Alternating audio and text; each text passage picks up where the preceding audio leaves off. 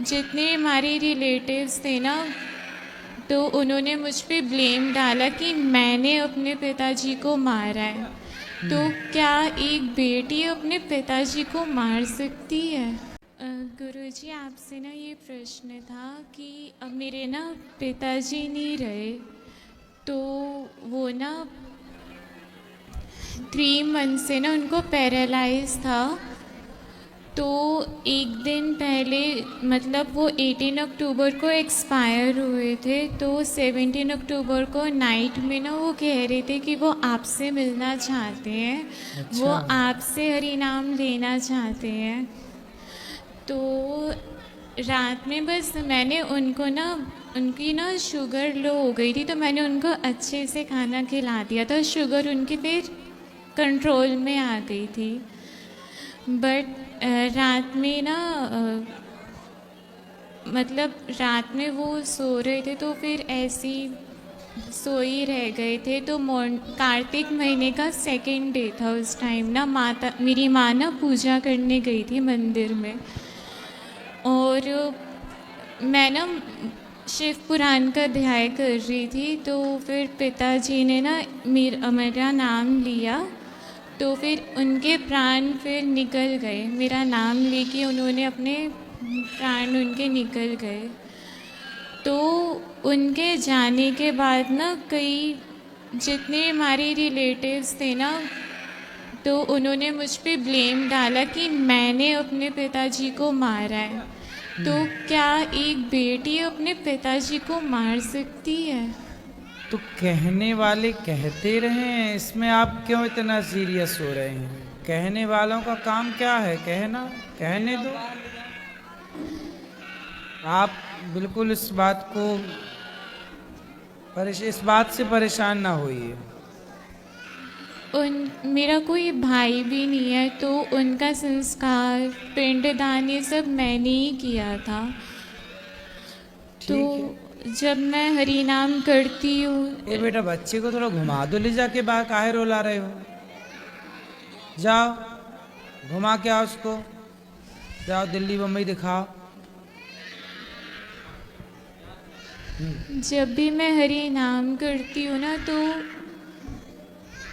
मुझे ना वही सब याद आता है कि मैंने उनको कैसे अग्नि दी थी। उनके आँख भी खुली हुई थी, और मैं उनके आँखों में शहद डाल रही हूँ, पिंडदान कर रही हूँ। तो वो जो सब चीज़ें हैं ना, वो भूल नहीं पाती मैं। कोई बात नहीं, भुलाना तो पड़ेगा। इन सब चीजों को याद रखने से भी क्या फायदा है? कैसे भुलाऊंगी मैं? कथा सुनिए, कथा सुनिए, इसी से भूलेगा। जो मृत्यु है वो अटल सत्य है। हम सबको एक दिन मरना है। पिताजी आपके कितने साल के थे? 56। तो 56, ठीक है। आपके पिताजी की आयु इतनी थी। आप ये सोचो कि जब आप जन्म ली थी, आप छोटी थी, तब आपके पिताजी की मृत्यु होने वाली रही होगी। लेकिन भगवान ने किसी कारणवश आप लोगों के पुण्य के कारण इतने साल आपके साथ वो रह पाए। ये अवसर ईश्वर ने दिया। इसलिए हमें पॉजिटिव सोचना चाहिए कि भगवान ने हमारे साथ बहुत अच्छा किया। मैं तो राधा रानी से यही प्रे करके आई थी कि वो ठीक हो जाए। मैं तो इसीलिए उनको अपने पास लेकर आई थी, पिताजी को। मुझे नहीं पता था कि 2 दिन में ही चले जाएंगे वो बहुत पहले चले जाने वाले थे आपके जन्म के बाद, लेकिन इतने वर्षों तक वो रहे क्योंकि कोई पुण्य था जो इतने वर्षों तक रखा। लेकिन जब उनको टाइम पूरा हुआ, समय सबका आता है। स्वामी विवेकानंद जी एकदम 40 साल की उम्र में चले गए, 39। स्वामी आद्य शंकराचार्य जी 29। इतनी कम आयु में सिधार गए, भगवत धाम चले गए। तो भगवान के धाम में कोई कब चला जाए ये हम और आप निश्चित नहीं करते, डिसाइड नहीं करते। ईश्वर के यहाँ से सब फिक्स होता है। जन्म विवाह मरण गति होई, जहाँ जस लिखा तहाँ तस होई।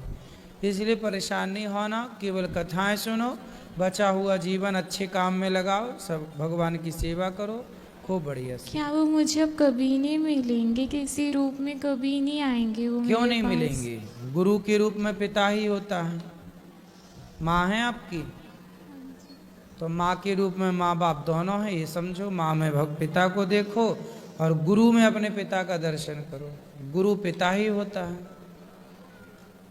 हरे कृष्णा। हरे कृष्ण। गुरु जी राधे राधे। जी, आपके जी, चरण जी, कमलों जी। में मेरा प्रणाम। गुरु जी मेरा एक प्रश्न है कि मेरे पति 5 महीना पहले ही गुजर गए, लेकिन मैं आपकी कथा बहुत प्रेम से सुनती हूँ। उससे बहुत हमको मन में शांति हुई है।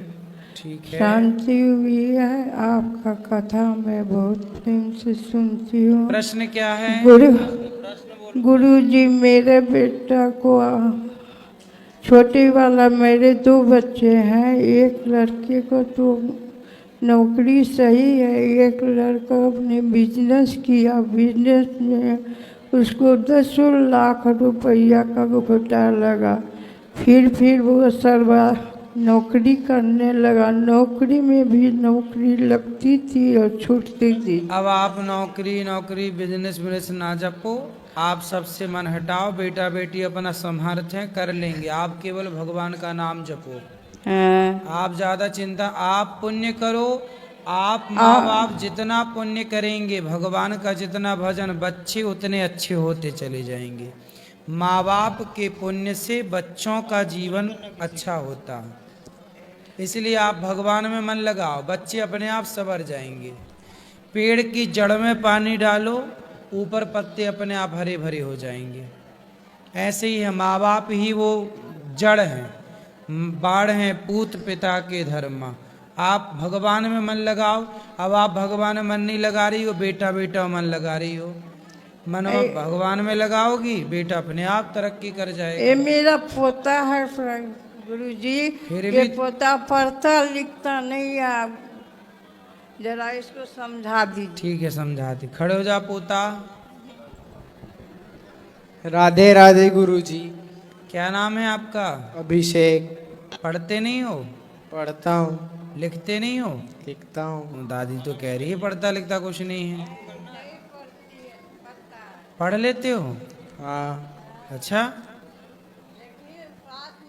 लिख लेते हो? हाँ। हैं?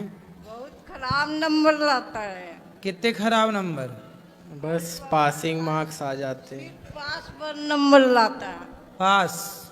पास कितने में हो जाते हो? 56 तक आ जाता है। हाँ, 33 में पास होते हैं, 33 में।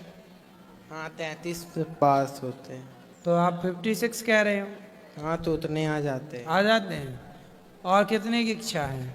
और आगे तो इच्छा होती है ना। तो उसके लिए पढ़ो मन लगा के। जी। कौन सी कक्षा में हो? 10वीं में। तो अभी पास हो गए, इस बार रिजल्ट आ गया? नहीं अभी 9वीं में था, 10वीं में अच्छा, गया। अब गए तो अच्छा पढ़ना बेटा, पढ़ाई लिखाई अच्छे से करो। मोबाइल तो नहीं चलाते? चलाते हैं। अब मोबाइल कम चलाना, पढ़ाई करो। पढ़ाई करोगे तो अच्छा कर पाओगे। इसको आशीर्वाद दे दीजिए गुरु जी, आशीर्वाद आशीर्वाद तो है, पढ़ाई करनी ही पड़ती है ना बेटा। चलो अच्छा। अरे यार